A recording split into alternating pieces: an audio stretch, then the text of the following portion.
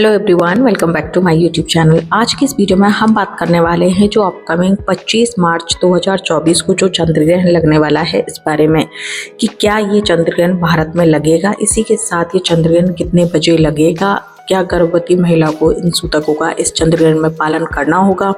साथ में होली का त्यौहार भी है, इसलिए चंद्र ग्रहण दोस्तों 100 साल बाद ऐसा हो रहा है कि चंद्र ग्रहण होली के दिन लग रहा है। तो क्या क्या नियम गर्भवती महिला को फॉलो करने हैं, कहाँ कहाँ देश के हिस्सों में ग्रहण दिखेगा या फिर ये ग्रहण नहीं दिखेगा, तो चंद्र ग्रहण से रिलेटेड तमाम जानकारी मैं इस वीडियो में लेके आई हूँ। अगर आप गर्भवती है यानी कि प्रेग्नेंट हैं तो ये वीडियो आपके लिए होने वाला है बहुत खास, तो वीडियो का एंड तक देखते रहिएगा। अगर आप मेरे चैनल पर नए हैं तो इस तरह की बहुत सी प्रेगनेंसी केयर और बेबी केयर वीडियोज़ के लिए मेरा channel mama's and baby subscribe कर लीजिएगा।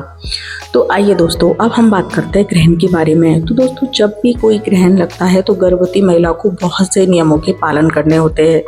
ग्रहण के टाइम आपको कोई नुकीली चीज़ का इस्तेमाल नहीं करना चाहिए, जैसे कि सुई हुई, सेफ्टी पिन हुई, चाकू हुआ, छुरा हुआ। आपको इस टाइम सब्जी नहीं काटनी चाहिए, गर्भवती महिला को सोना नहीं चाहिए, साथ में खाना नहीं खाना चाहिए। जब भी ग्रहण लगता है तो उससे पहले ही महिला को सलाह दी जाती है, अगर आप गर्भवती हैं तो आपके बच्चे की तरफ नेगेटिव शक्तियाँ इस समय बहुत ज़्यादा एक्टिव होती हैं, तो वो अट्रैक्ट ना हो, इसलिए आपको ये सारे नियमों को फॉलो करने की सलाह दी जाती है। इसलिए गर्भवती महिला के लिए चंद्र ग्रहण हो या सूर्य ग्रहण हो, बहुत ज़्यादा ऐसा टाइम होता है कि महिला को प्रिकॉशंस रखना होता है। तो सबसे पहले हम बात कर लेते हैं कि ग्रहण होने वाला कहाँ है।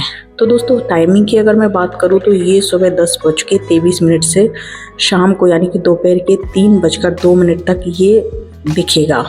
लेकिन हाँ, ये कुछ एक जगह दिखेगा, कुछ एक जगह नहीं दिखेगा। जैसे कि ये साउथ अमेरिका में दिखेगा, ब्राज़ील में दिखेगा, जापान में दिखेगा, इटली में दिखेगा, कनाडा, फ्रांस, जर्मनी, इस तरह के कुछ एक कंट्रीज़ हैं जिनमें तो ये ग्रहण दिखेगा, और कुछ कंट्रीज़ हैं जैसे कि भारत में ये ग्रहण नहीं दिखाई देगा।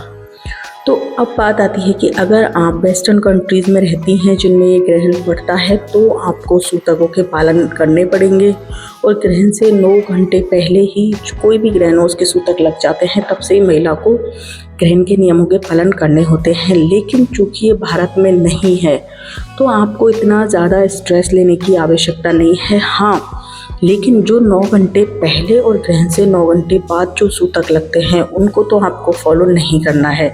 चाहे आप किसी पंडित जी से भी आसपास पूछ सकती हैं, पर हाँ, आप हो सके तो उस दिन भी सुबह 10 बजे से यानी कि 10:23 से पहले ही खाना खा लें, और साथ में 10:23 से लेके और शाम को 3:02 तक सोए नहीं। साथ ही कोई नुकीली चीज़ का इस्तेमाल नहीं करें, क्योंकि दोस्तों चंद्रमा भी एक ही है और पृथ्वी भी एक ही है, इसलिए कहीं भी पूरी दुनिया में ग्रहण लगता है तो उसका कुछ ना कुछ हल्का फुल्का इफेक्ट सब जगह होता है।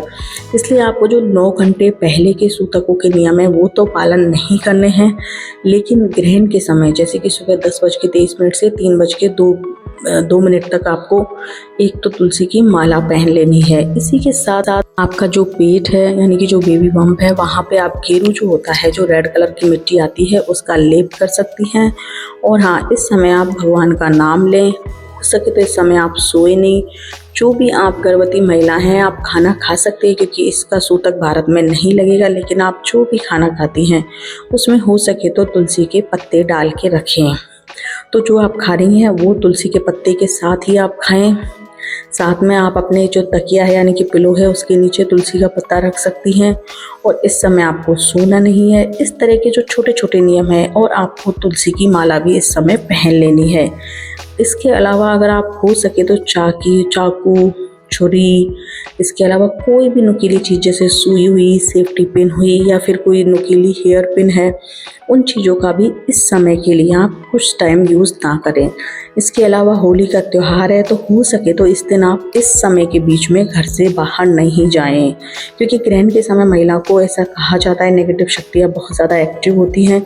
तो अगर प्रेग्नेंट महिला घर से बाहर जाती है तो कुछ नेगेटिविटी का असर उसके होने वाले बच्चे पर पड़ सकता है।